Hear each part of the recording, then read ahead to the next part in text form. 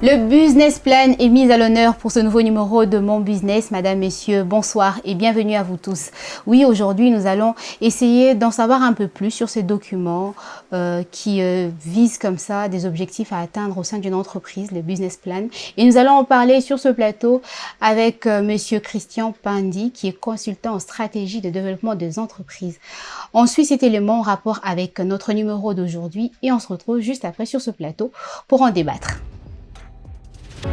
Ce soir, nous nous attellerons sur la feuille de route de toute entreprise si voulant d'émerger le business plan. Ces documents détaillés qui présentent les objectifs d'une entreprise. Si pour certains, les business plans n'ont aucun secret pour eux, pour d'autres par contre, cela reste méconnu.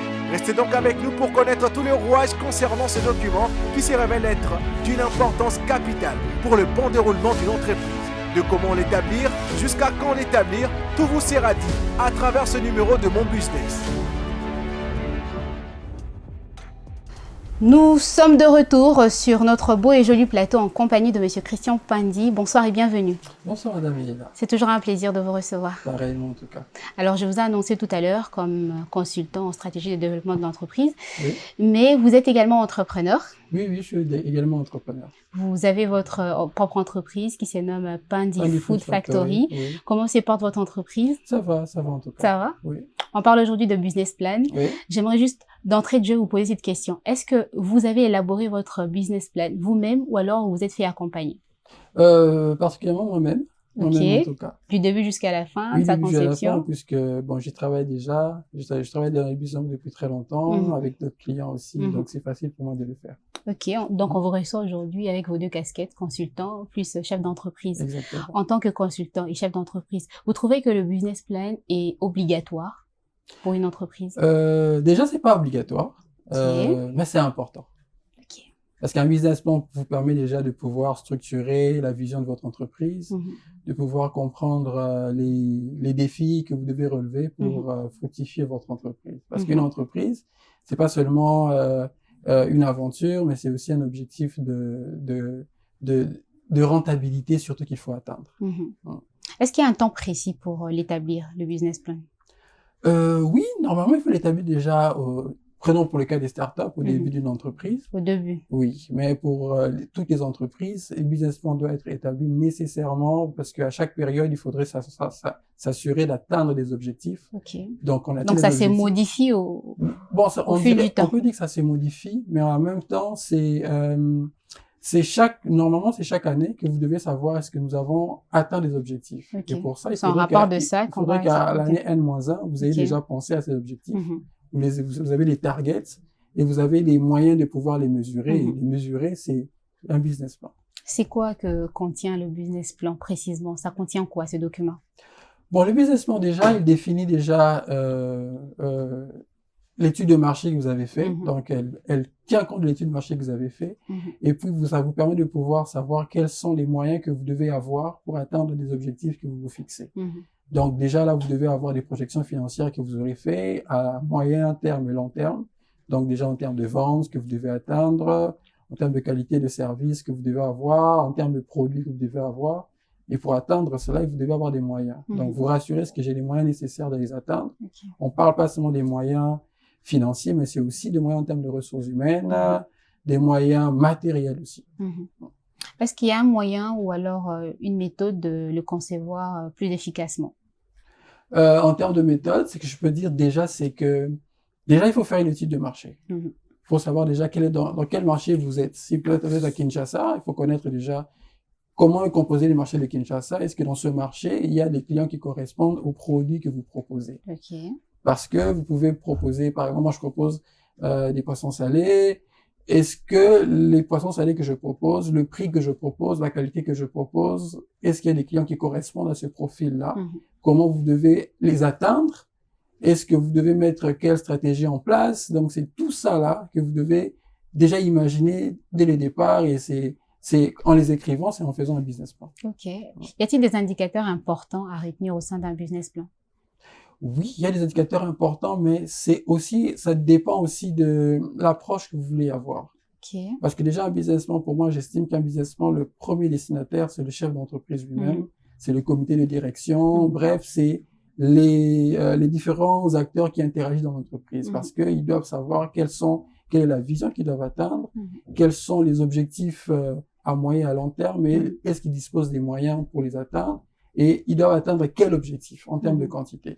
Maintenant, si vous devez maintenant avoir des indicateurs clés, vous devez savoir qu'il y a, par exemple, votre chiffre d'affaires, vous devez atteindre combien, vous prenez par exemple le nombre de clients que vous devez fidéliser par exemple, ou que vous devez acquérir, le matériel que vous devez avoir, est-ce que vous avez le matériel qui convient par rapport aux produits que vous proposez. Bref, tous ces indicateurs-là doivent être déjà réfléchis, doivent être acquis, et puis on doit bien les structurer pour s'assurer de pouvoir avoir les moyens nécessaires pour atteindre les objectifs. Est-ce qu'il y a un modèle fixe d'un business plan, ou alors ça varie en partant d'entreprise ou alors une entreprise ou une autre? Déjà, un business plan, il y a les bases déjà, elles sont connues. Donc, il y a déjà des bases. Maintenant, en termes de modèle, ça dépend maintenant de l'approche que vous voulez avoir. Parce que quel est le destinataire du business plan que vous êtes en train de concevoir? Si c'est un business plan qui est conçu pour vos collaborateurs, afin de pouvoir structurer la manière avec laquelle vous devez travailler, il y a des éléments déjà généraux que vous devez déjà mettre en place. Mais maintenant, quand vous devez conclure des partenariats peut-être de financement, de partenariats d'association, de fusion avec d'autres entreprises, bref, vous adaptez maintenant le business plan par rapport à ça. Aussi, lorsque vous devez, par exemple, créer un nouveau produit, ajouter un nouveau produit, le modèle va changer parce que là, maintenant, vous allez tenir compte de différents paramètres et tout ce qui va avec. Donc, ça dépend. Donc, un business plan, c'est pas totalement figé. C'est pas un document statique, non, c'est pas un document, il évolue parce que, prenons le cas, par exemple, si on prend, quand il y a eu le Covid, certainement que déjà en 2019, les entreprises déjà qui font des business plans ont déjà prévu ce qu'ils vont faire en 2020. C'était, je pense, 2019-2020. Exactement. Alors, quand le Covid arrive, ça change tout. Donc, vous devez aussi revoir toutes vos aspirations. Vous devez les revoir. Vous dites, OK, avec les chocs, comment on va faire et tout ce qui va avec, comment on va réajuster le tir pour pouvoir s'assurer que l'entreprise reste à flot. Parce que le business plan, c'est un outil qui vous permet de pouvoir vous rassurer que l'entreprise est rentable et va être pérennisée. Pour que vous puissiez transmettre la vision à vos successeurs ou à vos collaborateurs et tout ce qui va avec. Donc, c'est important de pouvoir maîtriser en fait les différents paramètres et différents indicateurs de votre entreprise et de pouvoir le partager. Donc, en gros, c'est un peu comme une vision, une projection de l'entreprise, de la route à suivre pour arriver à atteindre vos objectifs fixés au sein d'une entreprise. Exactement. Je donne un exemple. Vous vous dites que l'année prochaine, par exemple, ou bien avant la fin de l'année, vous devez faire 25% de croissance, par exemple, en chiffre d'affaires. Vous devez maintenant vous rassurer est-ce que vous avez les moyens de les atteindre. Donc, ces moyens, est-ce que vous les possédez ou bien vous devez les acquérir? Si, par exemple, vous devez acheter des nouvelles machines, par exemple, est-ce que vous avez l'argent pour le faire? Est-ce que si vous devez recourir à un crédit, donc, il faut travailler déjà cette approche-là pour travailler avec une banque. Est-ce que vous avez besoin de combien exactement? Qu'est-ce que ça va produire? Est-ce que vous serez remboursé? Donc, vous devez les calculer pour vous rassurer que les objectifs que nous nous sommes fixés vont être atteints. Est-ce qu'il y a des nombres de pages limites? J'ai envie de poser cette question. Oh, le nombre de pages limites, ce qui est sûr déjà, vous devez vous rassurer d'avoir fait une bonne étude de marché parce que le business plan doit contenir l'étude de marché, l'identification de vos concurrents avec Puis j'imagine ça dépend, ça varie d'une petite entreprise à une grande entreprise. Oui, ça varie d'une petite entreprise à une grande entreprise, mais il y a des basiques que vous devez avoir. Donc, il faut avoir déjà une étude de marché à l'intérieur, il faut que les projections financières soient déjà bien précisées, il faut savoir est-ce que vous avez la structure organisationnelle qu'il faut, donc il faut que ce soit contenu dans le business plan.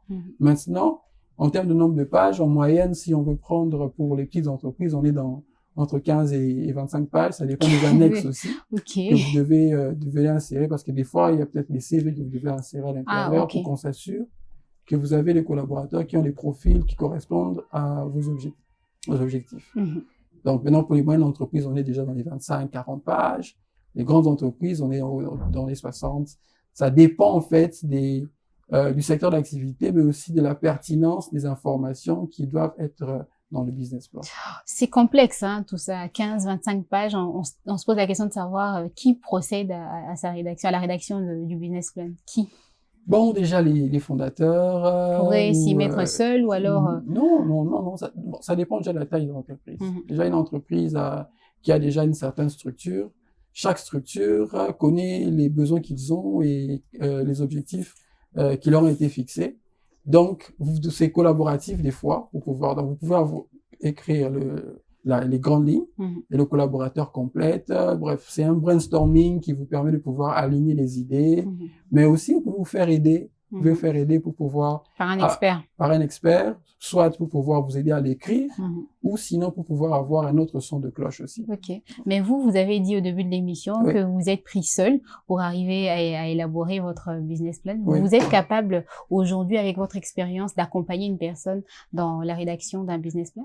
Oui, nous le faisons déjà. Nous le faisons déjà. Ça, c'est pas un souci. Nous le faisons déjà en tout cas. Ok. Donc, s'il y a une personne qui est intéressée par votre savoir, il aimerait que vous puissiez l'accompagner dans ces sens-là, pas de problème. Non, nous le faisons déjà. Nous le faisons déjà. Ce qui est sûr, c'est que les nuances liées à chaque entreprise sont différentes. Donc, les données qui doivent être contenues dans le business plan sont parfois, il faut le reconnaître, parfois complexes. Ça demande parfois de l'expertise pour pouvoir y travailler et surtout identifier quelles sont les données qui sont nécessaires. Okay. Faut-il en faire un ou plusieurs des business plans? Ça dépend déjà, vous avez un business plan général qui définit toutes les aspirations et les objectifs de votre entreprise. Maintenant, ça va dépendre du destinataire.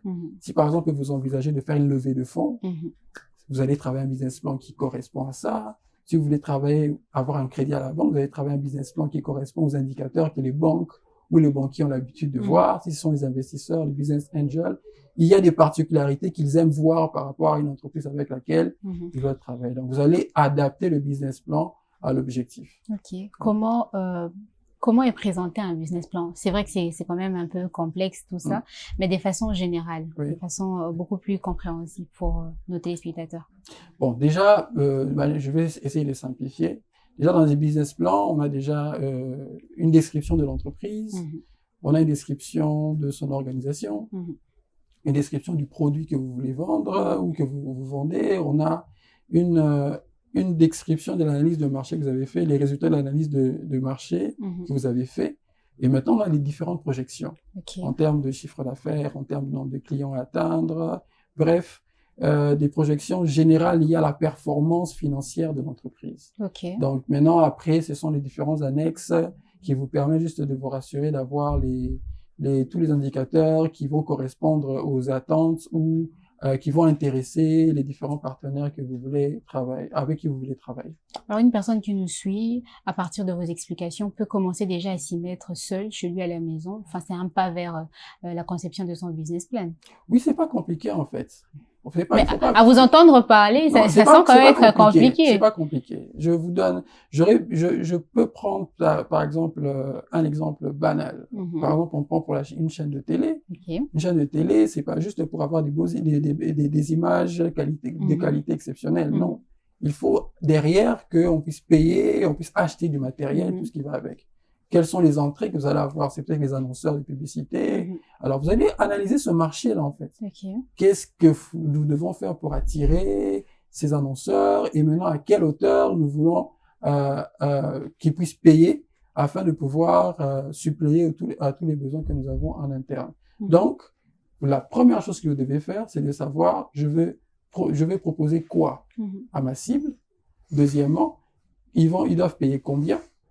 Troisièmement, est-ce que j'ai les moyens et les ressources nécessaires en interne pour pouvoir les satisfaire? Donc, la première chose que vous devez faire pour travailler sur un business plan, c'est de connaître ce que vous voulez vendre et de connaître quel est le marché cible que vous avez. Donc, une étude de marché que vous devez faire. Donc, connaître vos produits et services et connaître les clients cibles que vous visez. Parce qu'en connaissant les clients, vous allez maintenant définir votre stratégie marketing. Vous allez définir quelle est la localisation. Là, c'est avant de lancer son entreprise. Avant de lancer son entreprise, oui, c'est important. Et même quand c'est une entreprise déjà existante, parce qu'une entreprise existante doit pouvoir travailler sur son développement.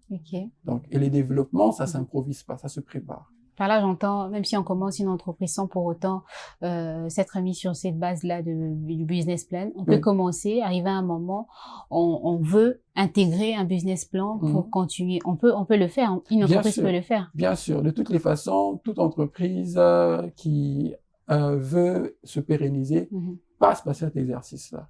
C'est-à-dire l'exercice de se dire, OK, nous voulons attirer des nouveaux clients, qu'est-ce que nous devons faire? Comment nous devons procéder? Quand vous allez avoir des collaborateurs pour y arriver, vous allez les payer combien? Ça se calcule. Parce que vous n'allez pas juste improviser des salaires comme ça, non, ça se calcule. En même temps, quelles sont les marges que vous devez avoir impérativement sur les produits que vous vendez? Parce que c'est cette marge-là qui va vous permettre derrière de pouvoir couvrir toutes vos charges. Donc, quel est le maximum de marge que vous devez avoir pour vous rassurer que l'entreprise va continuer de fonctionner. Ok. Tout à l'heure, j'ai dit qu'un business plan, c'était un peu comme une vision, une projection. Est-ce qu'il faudrait partager le business plan avec ses employés lorsqu'on est chef d'entreprise? Ben, évidemment, parce que le business plan vous permet... C'est quand même un peu risqué, c'est parce que vous dévoilez vos stratégies, comment atteindre tel ou tel but, c'est quand même risqué un tout petit peu. Ben, c'est pour ça qu'il faut constituer une bonne équipe. Ça, c'est la première des choses. La deuxième des choses, il faut savoir que le business plan, avoir un business plan ne vous dédouane pas d'avoir les compétences nécessaires pour gérer une entreprise. Vous pouvez avoir un business plan, si vous le donnez à la mauvaise cible, elle va pas arriver à produire les résultats attendus par ce business plan. Donc, choisir les collaborateurs fait partie aussi du business plan. Ah, ok. Parce que si vous devez travailler dans la vente, donc vous savez que vous devez avoir des collaborateurs qui savent vendre. Si vous devez être dans une entreprise industrielle, vous savez que si vous devez avoir des machines, par exemple, je prends un côté industriel, on a des fraiseuses, vous n'allez pas prendre n'importe qui. Donc, vous allez prendre un profil qui sait utiliser une fraiseuse. Donc, c'est tout ça là, ça fait partie du business plan. Maintenant, quand vous avez ces genres de collaborateurs, il faut l'informer. Quels sont tes objectifs? Quels sont les moyens qu'on met à ta disposition? Et tout ça là, ça se partage. Et ça permet en fait de pouvoir être sur la même longueur d'onde pour que vos collaborateurs puissent savoir quelles sont les limites à ne pas franchir, quelle est la politique de l'entreprise, quel est l'idéal de l'entreprise sur lequel nous devons travailler. De façon générale, je sais que ça dépend, vous allez me dire ça dépend d'une entreprise à une autre, mais de façon générale, ça prend combien de temps l'élaboration d'un business plan? Ça dépend de la disponibilité des données nécessaires. Ok. Ça dépend de la disponibilité des données nécessaires. Parce que si vous voulez travailler, par exemple, sur un marché prenant comme Kinshasa, on parle de 12 à 14 millions d'habitants. Si vous avez un produit qui vise à pouvoir atteindre Kinshasa, selon les ambitions que vous avez, si ça va nécessiter de pouvoir atteindre le fin fond de la ville, alors il faudra faire une étude de marché qui tient compte du fin fond de la ville. Et si ça va nécessiter une équipe qui va faire cette étude de marché et qui vont vous dire, bon, pour pouvoir s'assurer d'avoir les données nécessaires, qui va nous permettre de nous rassurer que vous allez faire des bonnes projections. Donc, ça va dépendre en fait du temps qui vous sera demandé. Mais en règle générale, si toutes les données sont nécessaires, ça prend pas beaucoup de temps. Beaucoup de temps. Parce l'essentiel, c'est les données que vous devez avoir. Ok. Si vous devez, par exemple, avoir des nouvelles machines et tout ce qui va avec, il faut vous rassurer d'avoir le coût. Si ça vient de l'étranger, il y a le fret, il y a la douane et tous ces différents renseignements-là qui doivent être réunis. Quand vous avez tous les renseignements sur la table, c'est là maintenant que vous pouvez vous dire que vous pouvez travailler sur un business plan réaliste. Parce que un business plan, c'est pas juste un document écrit à la va-vite. C'est un document qui contient des informations pertinentes par rapport à une entreprise et qui sont des informations qui contiennent des objectifs réalistes. Parce qu'il y a des personnes qui disent, moi, j'ai tellement de business plans chez moi à la maison. Ça, c'est pas considéré comme des business plans. Bon, un business plan, déjà, ça résume l'idée. Ça résume votre idée. Ou bien ça résume ce qu'est votre entreprise. Mais maintenant, votre entreprise n'évolue pas à vase clos, ça évolue dans un environnement dynamique. Ce qui fait que le dynamisme de l'environnement va bouger ce business plan qui est peut-être dans le placard depuis très longtemps.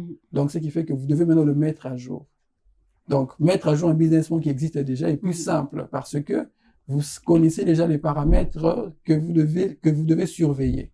Donc, vous allez voir maintenant, aujourd'hui, sur le marché, ce paramètre est à quel On peut dire niveau. qu'un business plan, c'est un peu comme vos idées, quoi, en tant qu'individu ou alors Exactement. futur chef d'entreprise. Exactement. C'est vos idées, ce que vous avez comme idée, comment vous l'avez structuré en termes de réalisation. Et maintenant, quand vous voulez maintenant réaliser avec l'aide des experts, vous entrez en profondeur pour essayer de... Oui, c'est maintenant de voir la pertinence, en fait, de cette idée-là par rapport au marché sur lequel vous voulez travailler et se rassurer maintenant de pouvoir réunir les ressources nécessaires autour de cette idée-là. Ok. Vous avez dit que vous offrez ce genre de formation qui consiste à aider des futurs chefs d'entreprise ou alors des personnes qui œuvrent déjà dans le monde des affaires à concevoir leur business plan. Ça prend combien de temps? Ça a une durée de combien de temps, cette formation? Bon, déjà la formation pour la conception du business plan, nous la donnons déjà. Maintenant, ça va dépendre de, je pourrais dire, du besoin du client. Parce que par exemple, si on doit travailler avec quelqu'un qui veut comprendre tous les contours, tous les ABC, bon, en général, je peux prendre 60 heures. 60 heures en se disant que sur base de ça, on pourrait tabler un peu sur tous les contours et tout ce qui va avec. Deuxièmement, il y a d'autres qui veulent travailler de manière basique, tant mieux, mais d'autres avec qui on peut travailler on leur fournir un logiciel qui leur permet de pouvoir travailler sur l'aspect financier, en fait, de leur projet. Parce qu'un business plan, ce sont des informations qualitatives et quantitatives. Donc, qualitative, c'est tout ce qui est lié à l'aspect humain, tout ce qui est lié au marketing, bref, tout ce qui est des données qu'on obtient par rapport à la réflexion. Maintenant, quantitatif, c'est se dire maintenant que ces données-là doivent être traduites en termes de chiffres, parce qu'une entreprise, qu'on se le dit, c'est l'argent. C'est ça, les chiffres d'affaires derrière. Il faut produire de l'argent. Donc, se rassurer de ne pas perdre de l'argent, mais de toujours produire de l'argent. Donc, l'aspect quantitatif est important. Donc, pour maintenant vous rassurer vous pouvez avoir un logiciel, par exemple, ou un fichier Excel d'un business plan, mais si vous ne vous rassurez pas d'avoir les données nécessaires, la beauté du logiciel ne va rien changer. Donc, c'est maintenant pour cela que, en fonction aussi du background de la personne, parce que moi, j'encourage tout le monde à faire. Oui, j'allais justement en venir. Est-ce qu'il y a des candidats précis que vous ciblez pour ce genre de formation ou alors vous acceptez tout type de candidats? Normalement, c'est tout type de candidats. Parce que tout le monde peut entreprendre. Tout le monde peut entreprendre. Ça, c'est selon vous? Oui, tout le monde peut entreprendre dans le sens où il se donne les moyens d'acquérir les compétences ou les capacités d'entreprendre. Donc, de se juger lui-même par rapport au projet qu'il veut mettre en place. Maintenant, c'est important, on peut prendre quelqu'un qui a un background juridique, il a une idée par rapport à ce qu'il veut faire, il va acquérir tous les basiques par rapport à ça pour pouvoir travailler sur tel autre élément. Mais déjà, il faut que je précise quelque chose. Entreprendre ne veut pas dire que vous êtes seul. Vous pouvez être un groupe de personnes. Donc, ce qui fait que vous réunissez certaines compétences chacun qui vous permet de vous compléter. Donc, sur base de ça, il y a parfois des formations par rapport à un groupe de personnes qui veulent travailler sur une idée. Donc, c'est maintenant plus pratique. C'est maintenant plus pratique, en fait, où on table maintenant sur tous les aspects. Et donc, je préfère en fait ce genre de formation pratique parce que ça permet de sortir un peu du format académique classique.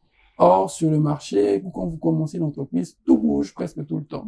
Donc, maintenant, sur base de ça, on sait maintenant savoir que, voilà, ici, on doit insister sur tel point avec telle personne pour pouvoir lui permettre d'atteindre le niveau nécessaire par rapport à telle analyse. Sur quoi repose l'efficacité d'un business plan? C'est sur les idées, sur les données, comme vous avez insisté tout à l'heure. Sur quoi précisément repose l'efficacité? L'efficacité d'un business plan repose sur le porteur de l'idée, le porteur de l'entreprise, les gestionnaires d'entreprise. Parce que c'est lui c'est comme un chef d'orchestre. Il doit pouvoir avoir ce business plan-là et le réaliser. Donc, vous pouvez avoir le plus beau business plan écrit par les plus grands experts, mais si au final, vous ne savez pas orchestrer pour obtenir des résultats, c'est compliqué. Alors, monsieur Christian Pandi, j'aimerais savoir s'il y a quelque chose d'autre à dire en rapport avec le business plan, quelque chose que vous aurez aimé dire, mais que je ne vous ai pas donné l'occasion de le faire. Ce que je peux ajouter, c'est que le conseil que je peux donner à quelqu'un qui veut entreprendre, la première des choses, c'est que le business plan, c'est pas un casse-tête. Les business plans reposent d'abord sur votre idée, la connaissance du produit que vous voulez vendre, et sur base du produit que vous voulez vendre, c'est là que vous allez savoir dans quelle direction vous lancer par rapport à l'étude de marché et à la rédaction. Peu importe les experts que vous aurez à vos côtés, l'important c'est d'abord connaître vos produits et services. Oui, il faut avoir une idée claire de ce que vous voulez faire. Vous pensez que toutes les idées sont bonnes pour être mises sur un business plan? Toutes les idées sont bonnes du moment qu'il y a un besoin sur le marché. Du moment qu'il y a un besoin, il faut travailler sur l'opportunité de pouvoir capter ce besoin en termes d'argent. Alors, les jeunes téléspectateurs qui nous suivent, qui aimeraient en tout cas, qui se projettent dans cet univers d'entrepreneuriat, peuvent déjà commencer à s'y mettre. Parce que vous avez dit au tout début de l'émission qu'un business plan, c'est en quelque sorte une idée, des idées. Ils peuvent déjà s'y mettre. Commencer là, peut-être ils ont moins de 18 ans. Oui, faire un business plan, c'est déjà se lancer dans la gestion d'une future entreprise ou de son entreprise. Donc, faire un business plan, c'est important pour structurer. Ça vous fait déjà passer de l'imaginaire au réel et c'est déjà un pas de plus. On va finir avec la formation parce qu'on tend déjà vers la fin de l'émission. Par rapport à vos formations, vos différentes formations que vous offrez, comment faire pour une personne qui est intéressée par ces formations? Ils peuvent déjà nous contacter au 081 001 66 05 et nous allons les orienter pour savoir comment nous pouvons travailler. Alors, chers futurs entrepreneurs, ou alors vous êtes déjà entrepreneur, vous œuvrez dans ce milieu, mais vous sentez qu'il y a quand même de quoi qu'au niveau de votre entreprise.